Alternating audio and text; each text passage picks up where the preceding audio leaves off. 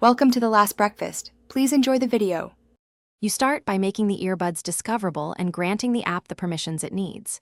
You sign in, enable location and Bluetooth so the service can see the signal. Once done, power on the earbuds and put them in pairing or tracking mode. Make sure they show up in your device list. This first step is critical because the app requires an active connection and location permission to report a position.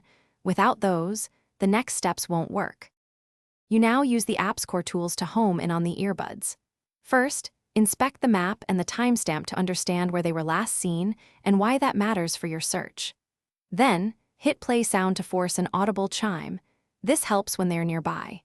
Make sure to check battery level and the proximity indicator.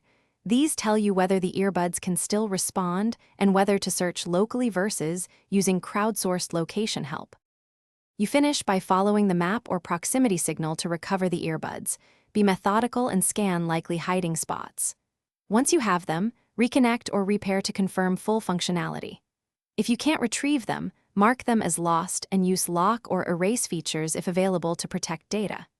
If the app can't find them, check power and Bluetooth, confirm permissions, and try repairing or using crowdsourced location.